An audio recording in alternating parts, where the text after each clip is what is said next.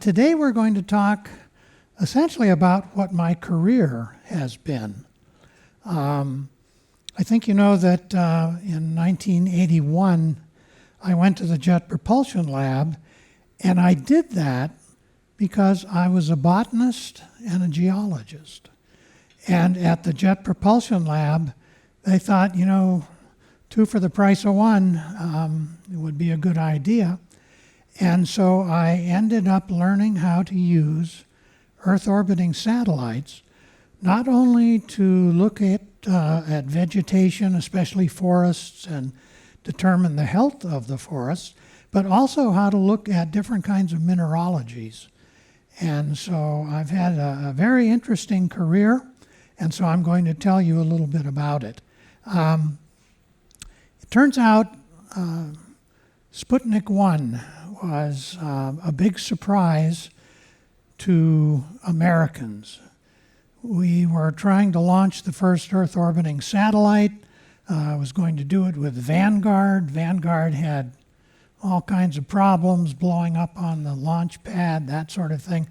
And then bingo, on October 4th of 1957, Sputnik went into orbit. And that really caught a lot of people by surprise. Interestingly enough, Sputnik was just, if you will, a publicity stunt. It wasn't gathering any information. It simply had a 12-volt car battery and a little radio and antennas, so it would beep, beep, beep. And I remember hearing that going over and thinking, wow, this is amazing.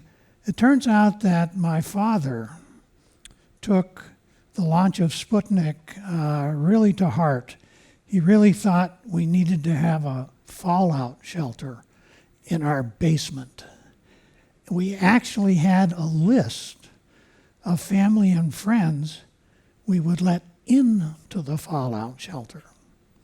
So he buys cement and concrete blocks, and I tell him, Dad, this isn't a big deal. This is a small satellite.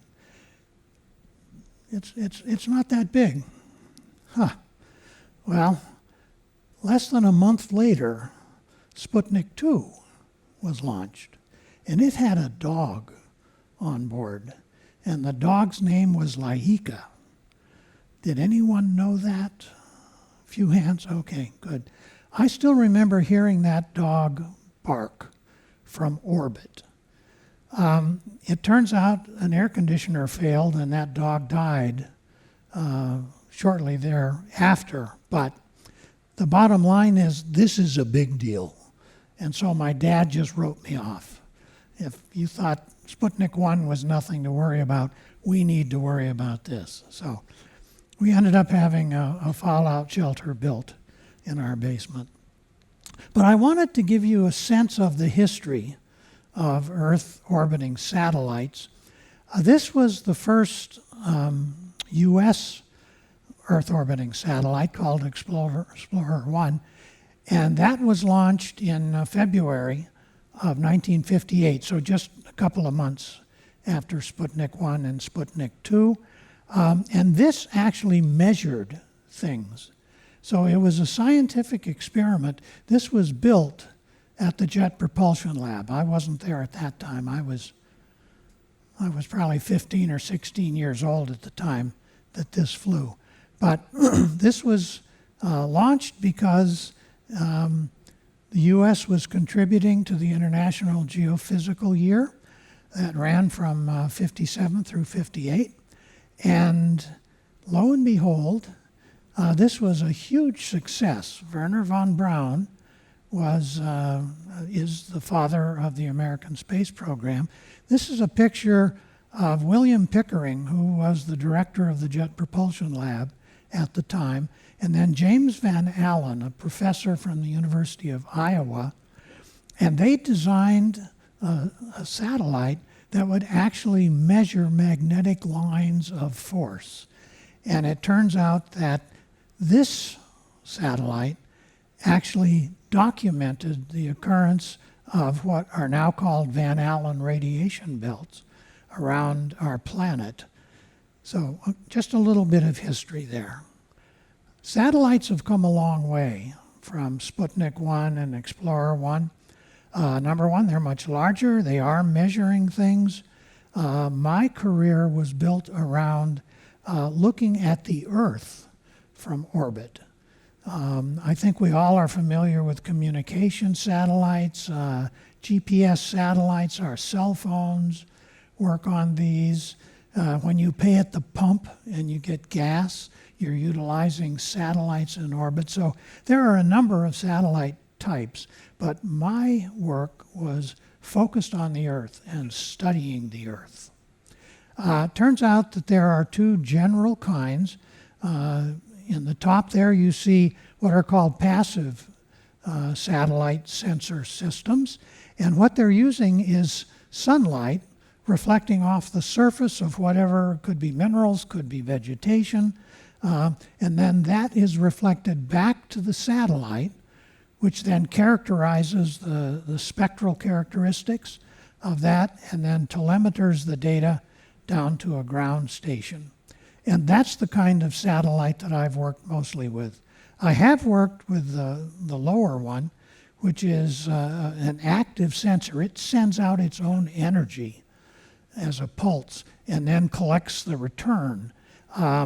Examples of this would be radar or microwave satellites. Both the passive and the active are useful. Passive doesn't work so well with clouds. You can't see through the clouds. Microwave radar sees through the clouds. And in fact, we've had a sensor that has actually mapped Venus, which is heavily cloud covered, and it was a microwave sensor. So the satellites I use are looking at the Earth. You can see up there in the upper left, polar orbiting satellites. They go up and over the poles, like so. And were used primarily to monitor forest health. And the satellite that I've used most of is something called Landsat. And it was first launched, the early Landsat was launched in 1972. And then that was Landsats 1, 2, and 3. And then by 1982, a decade later, Landsats 4 and 5 were launched. We're now using Landsat 8. And the idea behind these Landsat satellites is to map the land. And you see that the repeat cycle here is essentially every 16 days. So this is just a graphic representing that.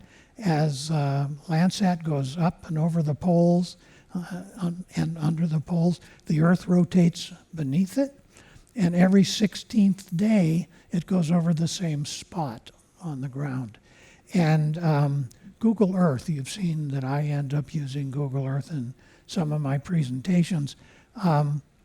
Google Earth is based largely on Landsat data, and then a new sensor called Copernicus, which is one of the European Space Agency systems. These are large. Remember, Sputnik 1 was about the size of a beach ball. This is Landsat 7. It was launched on tax day, interestingly enough, April 15th, 1999. It had a particular sensor called a thematic mapper on board. And a thematic mapper means that you're mapping themes. Forestry is a theme. Urban development is a theme. Landsat doesn't do much with the oceans, but certainly does a lot with coastal erosion and that sort of thing. And so every 16 days, since 1972, there are Landsat images of where you live. And they're all archived in Sioux Falls, and you can get access to those fairly easily. And you can use something called a time slide on Google Earth to go back in time. And we'll show you an example of that shortly. Landsat collects data in the red the green and the blue bands, and that's abbreviated RGB. These are broad bands. And so this is a multispectral sensor. And in addition to the RGB, the red, green, and blue, the visible, it is also collecting data in the infrared. And the infrared nearest the visible is called near infrared. Good term. Just beyond that is something called the shortwave infrared. And they're referred to as NIR and SWIR. And it turns out that vegetation has a lot to tell us about how it's feeling, how it's working in the infrared.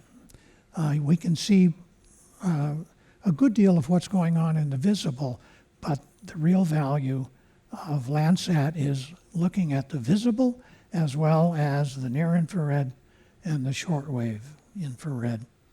Also has a black and white panchromatic. Panchromatic means all colors, so black and white. And it has 15 meter pixels, whereas the RGB and the near infrared and the shortwave infrared acquires data in 30 meter pixels.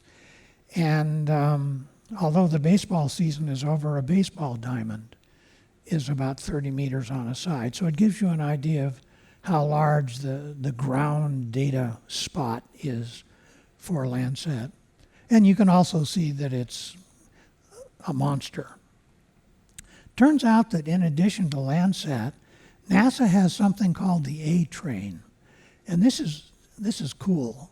This is unbelievable. These are huge satellites, often the size of small buses. And they have been launched in a tandem orbit. And perhaps you can see, this one is called OCO, and that's the Orbiting Carbon Observatory. And it will tell us where the carbon dioxide levels are highest along roadways, in cities, and that sort of thing. So there's Orbiting Carbon Observatory. 15 minutes behind it is Aqua. And Aqua, of course, refers to water. And this is a satellite that is the size of a small school bus. And it's got 7 different sensors, all focusing on water and collecting data. Remember I said Landsat doesn't do a good job with water, but Aqua, unbelievable. 10 seconds, that could be 10, might be 30, but doesn't really matter. Just seconds behind Aqua is CloudSat. And it's not a surprise what that does. It looks at clouds, characterizes water vapor in the atmosphere, that sort of thing. Calypso looks at wave action, and it's only 15 seconds behind CloudSat. And then here's Parasol. It looks at aerosols, atmospheric aerosols, and just 60 seconds. And then 13 minutes behind is Aura, which Aura refers to atmosphere or air. So isn't that incredible? We have all of these satellites following one another in the same orbit. And the whole idea is to be able to get nearly simultaneous data collections each time the satellite passes over. And you can look at the water, you can look at the atmosphere. It turns out that both Aqua and Aura have a sensor on board called MODIS, and that looks at the land. To me, it's wonderful that NASA has come up with this idea. And I was actually part of the decision making that for vegetation, it would be very important to get nearly simultaneous acquisition within a half an hour of each of these sensors. We can talk a little bit about the electromagnetic spectrum. You can see visible light right here. So that's the RGB. And it's in a very narrow part of the electromagnetic spectrum, and it's defined by wavelength. And the wavelength is the distance between one peak and the next peak. And you probably can't read it, but this tells you what the wavelength values are. I think this is really interesting because you see the eye, so that's the visible that we see. And then you see this. That's your remote, your TV remote, and it works in the infrared. So you can't see what it's doing, but your television can. So again, this idea that these satellites, these things well beyond what we can see. And see, your microwave is over here. That's actually radar. Radio waves, they're TV waves, etc. And then down here is a human.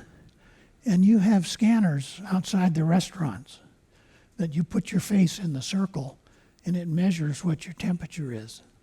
So keep in mind these satellites have all of these tools for looking at all types of features on the Earth's surface. It also turns out that this shows where the atmospheric windows are. This means these wavelengths don't pass through the atmosphere. Here you can see there's a window for the visible. Out here are windows in the infrared. Big window out here in the radio wave, television waves, etc. So all of these things you have to take into account. Is the sensor you're going to use going to be able to see through the atmosphere? Is it going to be able to see through clouds, etc.? I mentioned that Landsat was multispectral, and multispectral would be defined as broad bands. Here's the visible portion of the spectrum, and you've got bands. Now, why it's labeled 1, 2, and 3 instead of 1, 2, and 3, with 5 over here and then 4, that is fairly characteristic of NASA. Engineers think differently than most of us. Charlie, do you agree with that? Yeah. But at any rate, those are broad bands. You might think of band 3 as a blue band based on the rainbow up there. Band 2 would be a green band, and band 1 would be a red band. And then band 5 and band 4 are out in the infrared. So that's multispectral. Hyperspectral happens when instead of 4 or 5 or 8 broad bands, you've got a whole bunch of very narrow bands. Some of the sensors I've used have 250 spectral bands, so that if you have a multispectral sensor that's looking at a blue band, it's all of the blue in one place. If you've got a hyperspectral sensor, you've got midnight blue, you've got aqua blue, you've got aquamarine, etc. You've got lots of different blues. And as you'll see, it is important to be able to have that kind of capability. Hyper just means a lot of, so hyperspectral. And I've ended up using both of these types of sensors. It also turns out that the pixel size influences what you can see on the ground and how clearly you can see it. This is Reykjavik in Iceland. And over on the far left, those are 30-meter pixels. And you can see some of the roads. You can see where the city itself is. You can see some green areas. This would be an RGB, red, green, blue image. And then in the middle, instead of a 30-meter pixel, you've got a 100-meter pixel. And you can see it's getting a little pixelated. Not a surprise. And then over here on the right, 300-meter pixels. And some of these sensors in the A train have pixels that are a kilometer on a side, about 0.6 of a mile. So pixel size matters. You can see much more clearly features on the ground with smaller pixels. And Landsat has the 30-meter pixels. So it's really an ideal sensor.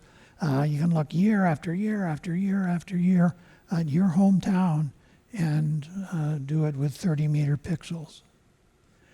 NASA, the approach NASA uses is to measure spectral properties of, let's say, vegetation in a lab and then in the field. And then if you have features of interest that you want to look at on a larger scale, they'll fly it in an aircraft. And this is the NASA C-130. In its belly, it has a Landsat thematic mapper simulator, as well as a number of other kinds of sensors. And then this would be essentially a U2, but it's referred to as an ER 1 and 2, and ER stands for Earth Resources. And so it's now being used for peaceful purposes. And it turns out that hyperspectral sensors are flown on this. They're also flown on the C-130, but you get a different pixel size. C-130 is down close to the ground, maybe 4,000 feet above. This is 60,000, 70,000 feet above. Just to show you the value of the RGB and then the infrared, this is Thousand Oaks, California. You can see the coastal area. The dark areas are essentially conifers of a variety of sorts, and there is a fire scar there, but you can't see it with just regular RGB. Turns out, looking in the infrared, there's that fire scar, and you didn't see it back here, but here we've identified it. So again, this idea of using the infrared and the fact that the satellite sees things that we can't see with our eyes, really important. You can take the ocean's temperature. You can see Florida, you can see a bit of Cuba, the Yucatan is down there. And this is on a 2-day period in April of 2017, the 9th through the 11th. And then essentially a week later, you can see the kinds of changes that have occurred in the Gulf of Mexico. And this is an incredibly useful tool. You couldn't collect this kind of data from a ship, or 1,000 ships, or 1,000,000 ships. But every day you get satellite imagery that tells you exactly what's going on. We've talked a little bit about net primary productivity. That's photosynthetic activity. That occurs in the RGB area, the visible area. And this is the Gulf of Mexico again, and this is one of the sensors on Aqua that is giving us the amount of photosynthetic activity. The highest would be in the orange and red, the lowest in the blue. Every day we get this kind of information. Unbelievable. We certainly can see phytoplankton blooms. It's very, very common. Part of my training has been with a microscope, and I end up calling this the microscope. This is the macroscope. It's seeing the big picture, and once you come to read the light, the brightness in different band combinations, it'll tell you what kind of alga is there. And I know Gene Kenyon probably, I don't know if you dream about this, Gene, but these are beautiful. These are just beautiful. Okay, let's look at some change over time. Here it's not so much looking at vegetation health as it is looking at vegetation or no vegetation. This is in Peru, and this is using that time slide on Google Earth. And you can see in 1984, no deforestation. Now in 2017 and 18, big areas of deforestation. This is all part of an activity. A movie was made of this. The movie is called River of Gold. I was involved in developing high school and middle school classroom activities, laboratory activities, using the satellite data. This is occurring in Peru. It's on the eastern side of the Andes, and it's areas that have weathered the Andes and brought small fragments of gold, very tiny gold nuggets, maybe the size of your little fingernail. And these people are doing this illegally. This is not allowed in theory. You can see a sluice here. This kind of mining is called placer mining, and here's a sluice. They're pouring water over the sand and debris that is washed down from the Andes, and the sand, the quartz, the feldspars, the different kinds of minerals we've talked about are fairly light. They have a specific gravity of from 3 to 5. Gold has a specific gravity of 19 to 20, so much heavier, much heavier. And so running this over a sluice, in the little divots in that sluice, that's where all the gold collects. And all of the other material is just washed away. So this is Google Earth looking at the area. We can see the Amazon basin, see the outline of the Amazon River. You can see where Peru is. You can see the Andes along the west coast of South America. And this illegal gold mining is happening in Peru. So here we're looking at Peru. You've got some Bolivia down here. The illegal gold mining is occurring where that arrow points. We're going to zoom in on that. Here is that gold mining, 2 different areas, both illegal. You can see one of the areas over here in the lower left, and then this area with the linear patterns, that's the Madre de Dios area in Peru.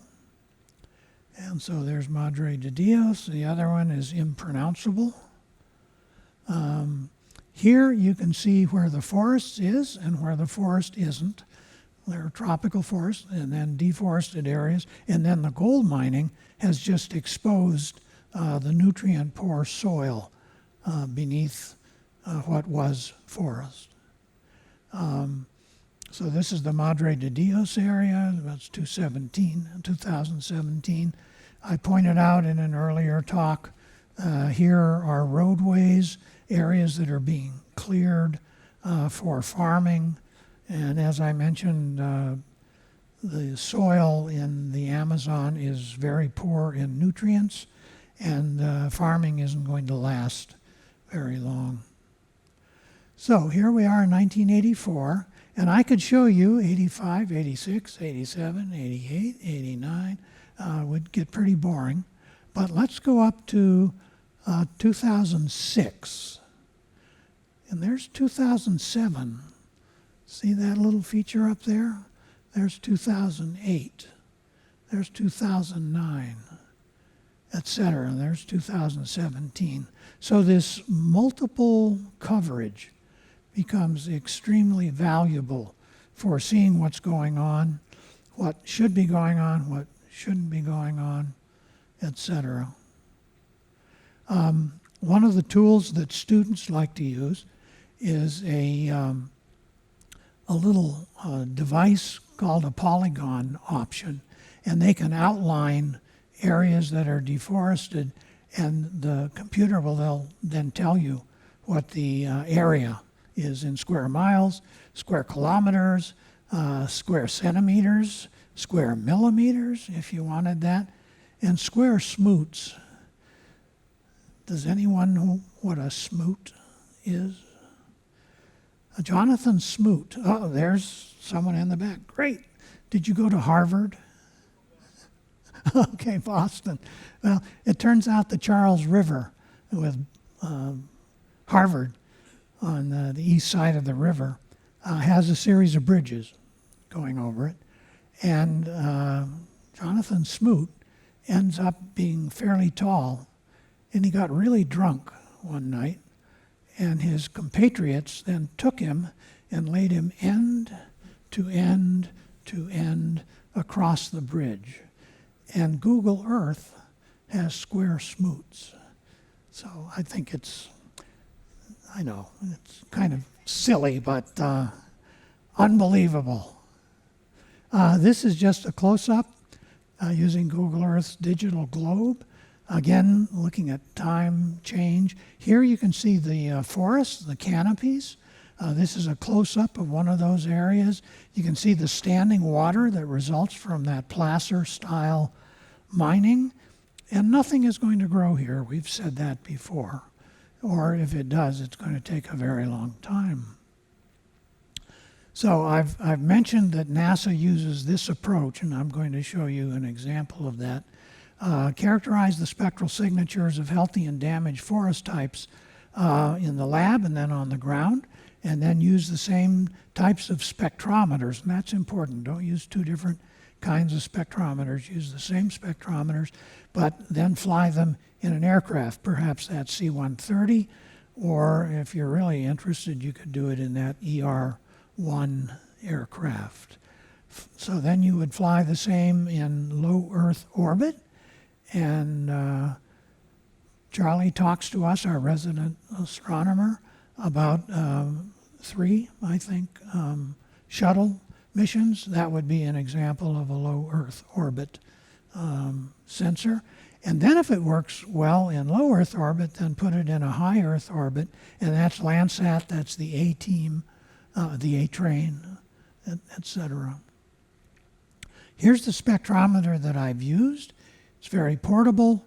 We ended up calling it the VIRIS. The VIRIS stands for Visible Infrared Intelligent Spectrometer. You can program it to look at different wavelengths, at different resolutions, spectral resolutions. And we use that to create spectral fingerprints, spectral signatures of different levels of damage from different kinds of forest species, both deciduous and evergreen. In the visible, we see some interesting differences in the vegetation, but this yellow, and again, remember I'm colorblind, I think it's yellow, that would be a conifer, and then this would be the broadleafed vegetation. They both look virtually identical in the visible, and that's compared against water, clear water, turbid water, dry soils, etc. We can see what the pigments are that are causing that spectral fingerprint, if you will, and listed there, chlorophyll A and chlorophyll B in the blue portion of the spectrum. This is measuring absorption, so very strong absorption by chlorophyll B, not quite as strong by chlorophyll A. Other kinds of pigments there, and then out in the red, you can see chlorophyll A has caught up with chlorophyll B. So it turns out that green plants are green because they're not using the green light. It's just being reflected back to our eyes, but the blue and the red are being strongly absorbed by chlorophyll. There's also a pigment called anthocyanin. It's a general indicator of plant stress, and that's in the green portion of the spectrum. Now, if we just looked with our spectrometer at the visible, this is all we'd see, and you see bands 1, 2, and 3, band 1 being blue, band 2 being green, band 3 being red. But then, if you look out into the infrared, there's a whole lot going on. And across the top, you see that leaf pigments show up in the blue and the red, not a surprise. Cell structure shows up in band 4.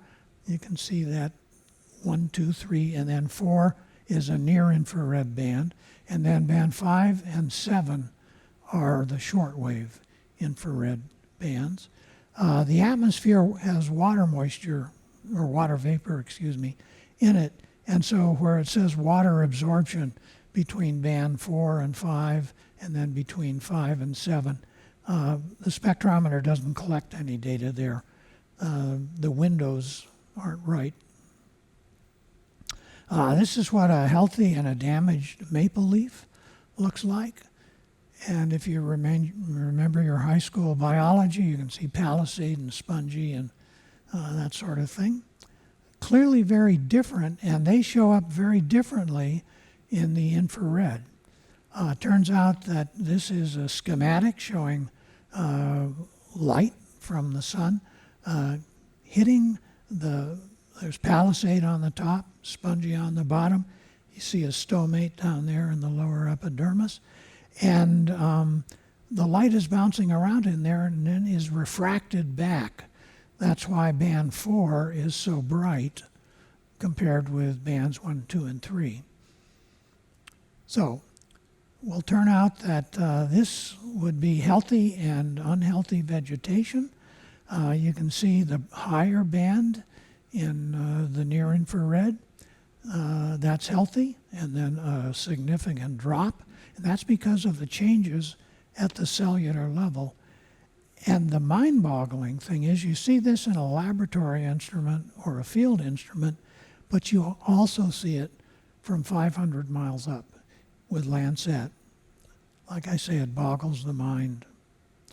My approach is to collect needles, and then with a razor blade, or actually a microtome, a precise instrument, make thin sections. And I've already mentioned the camel's hump study. This was published in 1986. I've shown you this picture before. It looks like a camel's hump. This is in central Vermont. It turns out there was a lot of so-called acid rain damage on camel's hump. We've talked a little bit about that. This is at the summit of camel's hump, and you can see some yellowing. That's called chlorosis. It's because of the loss of chlorophyll A and chlorophyll B. There's a little diagram down there in the lower left, and it turns out that each of those little tufts of needles represent a different age class. Some that were produced most recently, those would be first-year needles. Behind that would be second-year needles. Behind that would be third-year needles. And you can see some of that here. Camel's hump is located there. This is a Landsat image of Vermont. You can see Lake Champlain over on the side. I won't bore you with the details, but there's a lot of information here. And you can see the mountains where Camel's Hump is have kind of a dark spine. Those are the conifers. And then below that would be the broadleaf trees, beeches and maples, that sort of thing. Just a close-up. Some nice, healthy first-year needles. This is what you find when you collect from the upper elevation site. You can see that the first-year needles are nice and green, but then all of the other needles are not nice and green. They are chlorotic. And so my work would be to look at the current year needles, second year needles, and third year needles from hundreds of different spruce trees. Characterizing. So we've already talked about the virus. Just a reminder, the brightness in band 4 and the darkness in bands 1, 2, and 3, and then decreasing brightness in bands 5 and 7. Okay, this is our approach. We're going to look at healthy trees, damaged trees, and ideally, if we can see it, that's macroscopic. It means we can see that with our eyes. And it's not a surprise that on the tree on the left is healthy, tree on the right is not healthy. So those are macroscopic. What we hope to be able to see is the cellular level damage and the metabolic changes in chlorophyll A versus chlorophyll B, etc. And if we can do that, we will see indicators of pre-visual damage. Catch this early on and then hopefully allow the trees to recover. And this is somewhat similar to what we showed before. On the left, healthy spruce needle cross-section, and then on the right, if you're a cigarette smoker, your lung tissue probably looks a little bit like the damaged spruce needles. And you saw the mesophyll spinning around there. That's the central part of each of these. In the healthy, you've got a lot of chlorophyll. You've got a lot of photosynthetic activity. On the right, not so much. And the reddish colors in the cells, those are tannins, and they're characteristic of dying vegetation.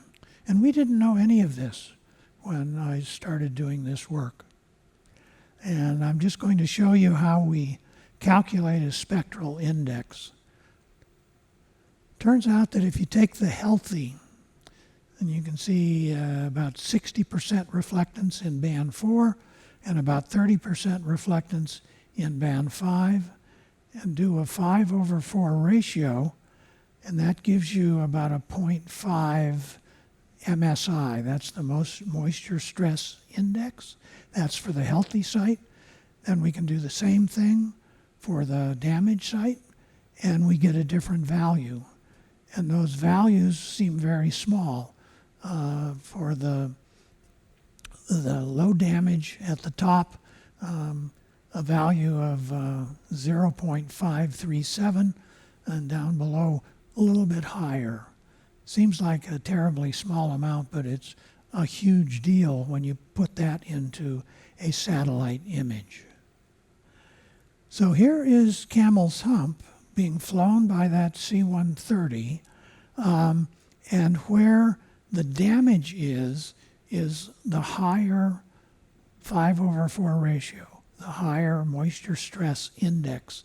So you can pick out several things here, which is really interesting. See at the top where it says north, north is in that direction. So it turns out that the west side of Camel's Hump, here's the upper, sort of the head of the crouching lion. This is the lower hump. This area is very much in red, and that's because it has a very high moisture stress index. This is on the west side.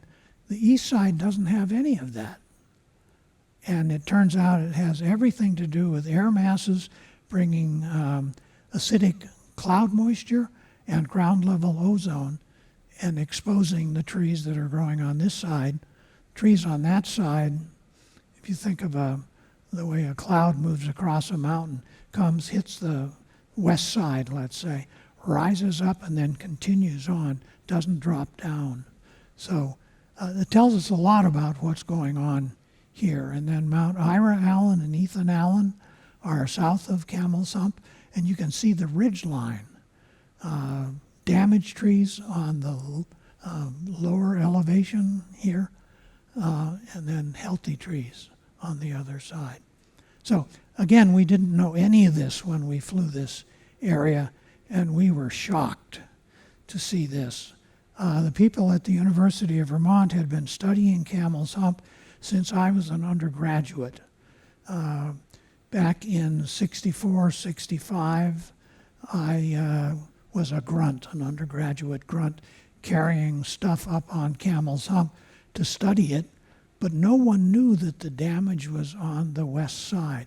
We'd looked at both sides of the mountains, but we just didn't see it. So again, the satellite is seeing things that we can't see with our eyes, which is, I think, pretty amazing. Now, we want to do a little better job in looking at chlorophyll. So that moisture stress index, the 5/4 ratio, works okay, but it doesn't tell us about chlorophyll. So what we really want to look at is the red edge. And you can tell a graduate student of mine made this. I don't do any of the clever stuff moving around on the screen. But anyway, the red edge is right there. You can see in the visible portion, strong absorption in the blue at about 400 nanometers, fairly strong absorption in the red at about 600 nanometers, and then that sharp rise between the visible and the reflectance in the near infrared, that's where you get the information about cell structure. So the way we do that is with a little bit of math. We do a first derivative analysis of that red edge. And what is shown here, the red edge starts down here in the red, goes on up to band 4 here. And by doing the first derivative, you can pick out where this slope goes from being positive to where it becomes negative. And that's what is shown up there. And so we've got, in this case, healthy versus damaged. And I'll put some wavelength values on there. The REIP stands for red edge inflection point. And we've measured that using the first derivative. And that's at about 720 nanometers. Over here, this is at about 712. And again, we're talking nanometers, very small area, distance, but all the difference in the world in terms of the health of the vegetation. And this is just an example showing chlorophyll concentration on the left-hand vertical, and then on the horizontal would be the red edge inflection point value. And it just shows that if you've got a red edge inflection point value of 725, that gives you a good measure of chlorophyll. And it actually works. So hopefully I've not bored you. I see my wife is asleep. Not really. But we can do this, and we can do it on a global scale. And so we can really help the trees do their job. We can do this northern hemisphere, southern hemisphere. All it takes is the will to do it and the money. And of course, that's always a challenge. I want to thank you very much. Hopefully you learned something new. And I'd be very happy to talk with any of you about how you could acquire this change over time satellite imagery for your house, or where you've got a camp on a pond, or whatever. It's amazing. This is a wonderful tool, and it's free to use. So thank you very much.